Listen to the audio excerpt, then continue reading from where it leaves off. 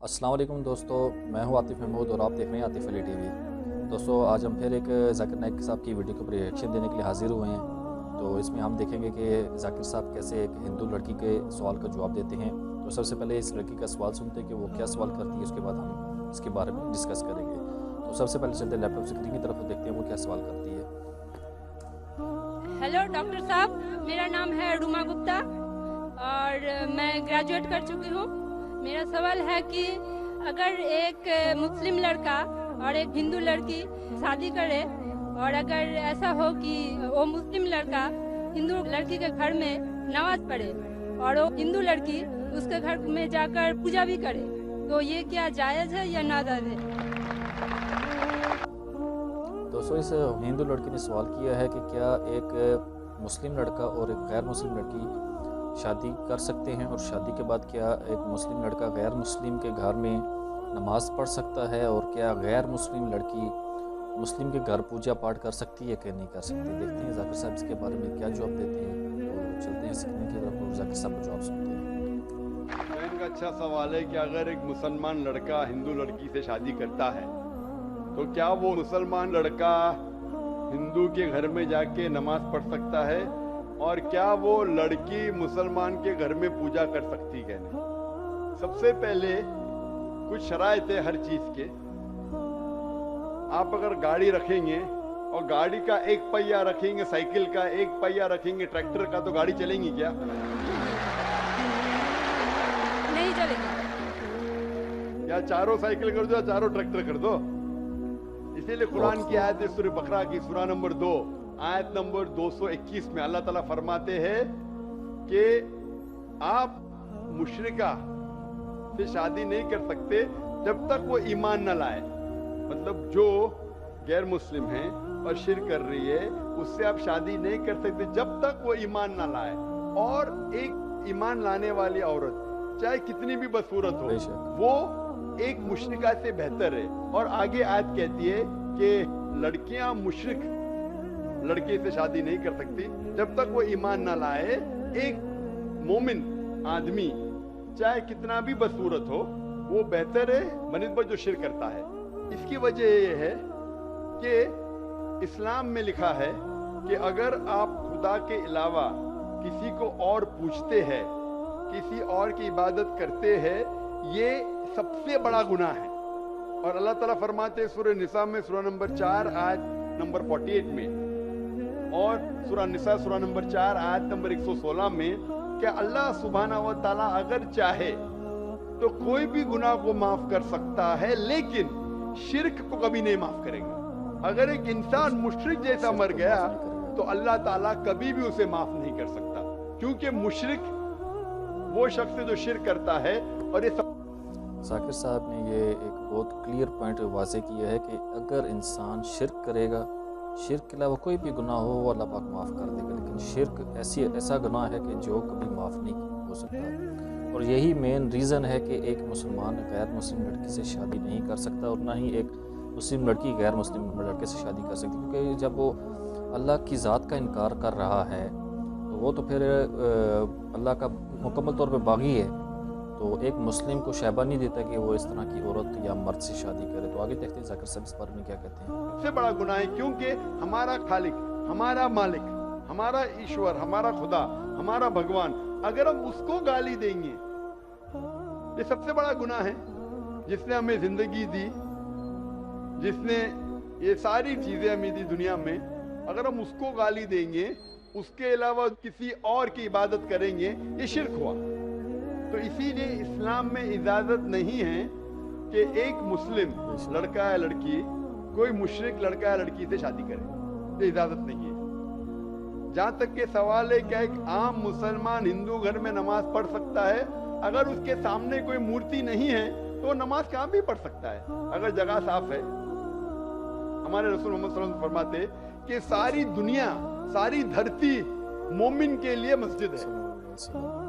यानी सारी दुनिया आप कहाँ भी नमाज पढ़ सकते, देखना चाहिए कि साफ है, हम नमाज पढ़ सकते। यहाँ पे एक मैं पॉइंट क्लियर करना चाहता हूँ। इस्लाम से पहले जितने भी मज़ाहिब गुजरे हैं, इस्लामी मज़ाहिब जिनमें यहूदी, नसरानी, ईसाई जितने भी रहे آج تک گزری ہیں، بہت بڑی بڑی قومیں گزری ہیں، تو ان میں یہ تھا کہ ان کے لیے کوئی اسپیسیفائی جگہ کر دی جاتی تھی کہ وہاں وہ نماز کلیسا ہو گیا، اس کے علاوہ یہ چرچز ہو گئے، وہاں پہ وہ لوگ جا کے اپنی عبادات کرتے تھے۔ لیکن اسلام کے لیے یہ ہے کہ اس ایک مسلمان کے لیے یہ ہے کہ وہ کسی بھی جگہ، پاک جگہ ہو، کسی بھی جگہ دنیا کسی کونے میں بھی نماز پڑھ سکتے، کوئی اسپیسیفک اس کو مسجد میں جانے کی ضرورت نہیں ہے۔ وہ اگر کہیں باہر روڈ پہ ہے، اگر روڈ کی جگہ صاف ہے تو وہاں پر بھی نماز پڑھ سکتا ہے۔ یہ ایک بہت بڑی آسانی کر دی گئی ہے کہ پہلے امتوں کے لیے وہ آسانی نہیں تھی کہ وہ پہلے اپنی ادھر عبادت گاہ میں جاتے، وہاں جا کے اللہ کی عبادت کرتے، لیکن یہ مسلمانوں کے لیے بہت بڑا ایج پوائنٹ ہے۔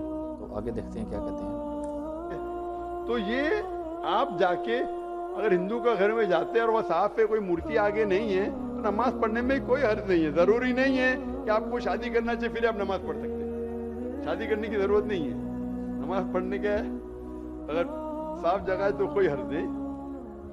اسی لیے شادی کے لیے شرط ہے کہ دونوں کا ایمان ہو۔ اور اگر آپ ہندو مذہب پڑھیں گے تو ہندو مذہبی کتاب میں بھی یہی لکھا ہے جو میں نے پہلے پیش کیا، پہلا جو سوال تھا بھائی صاحب کا، اور میں نے کہا کہ ہندو مذہب میں بھی یہی لکھا ہے، نہ تسیہ پرتیماستی، اس ایشور، اس بھگوان، اس خدا کا کوئی عکس نہیں، کوئی مورتی نہیں، کوئی فوٹوگراف نہیں، کوئی پینٹنگ نہیں، کوئی پورٹریٹ نہیں، کوئی آئیڈل نہیں، کوئی اسٹیچو نہیں۔ اگر یہ مان لے کہ کم از کم جو یکساں ہے ہندو اور اسلام کے مذہبی کتاب میں، کم از کم اس کے اوپر عمل کرے تو اکثر ہمارے مشکلات دور ہو جائیں گی۔ جو یکساں نہیں ہے اس کو کل ڈسکس کر سکتے ہیں۔ اور اگر آپ تحقیق کرتے ہیں، تحقیق کرتے، ہندو مذہب کی کتاب پڑھتے اور اسلام مذہب کی کتاب پڑھتے، دونوں میں لکھا ہے خدا ایک ہے، دونوں میں لکھا ہے خدا کا کوئی عکس نہیں ہے، دونوں میں لکھا ہے کہ خدا کا کوئی بدھ نہیں ہے، دونوں میں لکھا ہے کہ خدا کے علاوہ کسی اور کی عبادت نہیں کرنا چاہیے، دونوں میں لکھا ہے کہ آخری پیغمبر محمد صلی اللہ علیہ وسلم میں، دونوں میں لکھا ہے کہ شراب نہیں پینا چاہیے۔ میں حوالے دے سکتا ہوں اور میں تقریر ایک دیا ہوں، similarities between Islam and Hinduism, اسلام اور ہندوازم میں یکسانیت دونوں کتاب میں ہے۔ آپ اگر پڑھیں گے قرآن مجید میں سورہ مائدہ سورہ 5 آیت نمبر 90 میں لکھا ہے کہ شراب پینا حرام ہے۔ اب Manusmriti chapter number 9 verse number 225 پڑھیں گے، اس میں لکھا ہے کہ شراب پینا حرام ہے۔ قرآن میں لکھے سورہ مائدہ سورہ نمبر 5 آیت نمبر 3، سورہ بقرہ سورہ نمبر 2 آیت نمبر 173، سورہ انعام سورہ نمبر 6 آیت نمبر 145 اور سورہ نحل چیپٹر 16 ورس 115 میں حرمت علیکم المیتۃ والدم ولحم الخنزیر وما اہل لغیر اللہ بہ، کیا آپ کے لیے حرام ہے مرا ہوا گوشت، خون، سور کا گوشت اور وہ کھانا جس کے اوپر اللہ کے علاوہ کسی اور کا نام لیا گیا ہے۔ آپ اگر ہندو مذہبی کتاب پڑھیں گے اس میں بھی لکھا ہے کہ سور کا گوشت کھانا حرام ہے۔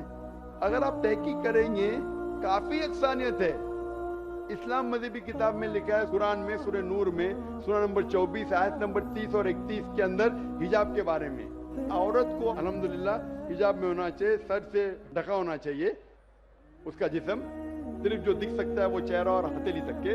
آپ اگر ہندو مذہب کی کتاب پڑھیں گے رگ وید بک نمبر 8 میں لکھا ہے اور رگ وید بک نمبر 10 میں بھی لکھا ہوا ہے کہ عورت کو اپنے سر کے پلوں کو ڈالنا چاہیے چہرے پہ۔ رگ وید میں بھی لکھا ہے کہ جب مرد کو دیکھے تو نظر نیچے کرنا چاہیے۔ یہ قرآن مجید میں لکھا ہے سورہ نور سورہ نمبر 24 آیت نمبر 30 اور 31 کہ جب بھی کوئی خاتون مرد کو دیکھتی ہے جو اس کا شوہر یا قریب رشتہ دار نہیں ہے، اور جب بھی کوئی مرد کوئی عورت کو دیکھتا ہے اور قریب رشتہ دار نہیں ہے تو اسے نظر نیچے کرنا چاہیے۔ تو اس طریقے سے آپ تحقیق کریں گے، جو یکسانیت ہے اس کے اوپر تو عمل کرو۔ تو یکسانیت ہندو اور اسلام مذہب میں جو مذہبی کتاب میں لکھا ہے، لیکن افسوس کی بات ہے کہ مذہب کے ٹھیکیدار یہ چیز کا ذکر ہی نہیں کرتے۔ کیوں؟ اسی لیے میں حوالے دیتا ہوں، میں کوئی عالم نہیں ہوں، میں کوئی پنڈت نہیں ہوں، میں اپنے آپ کو طالب علم کہتا ہوں، لیکن میں ہمیشہ حوالہ دیتا ہوں۔ تو کسی کو بھی شک ہے، کسی کو بھی شبہ ہے تو گھر پہ جا کے چیک کر سکتا ہے، یا انٹرنیٹ پہ جائیے، آپ ٹائپ کرو، وید بھی انٹرنیٹ کے اوپر ہے، قرآن بھی انٹرنیٹ کے اوپر ہے، ٹائپ کرو، ریفرنس ٹائپ کرو، آپ کو حوالہ مل جائے گا۔ تو اسی لیے گاڑی چلنے کے لیے دونوں کا جو رولز اینڈ ریگولیشن ہے وہی ہونا چاہیے، اسی لیے دونوں لوگ مومن ہونا ضروری ہے۔ Hope that answers the question.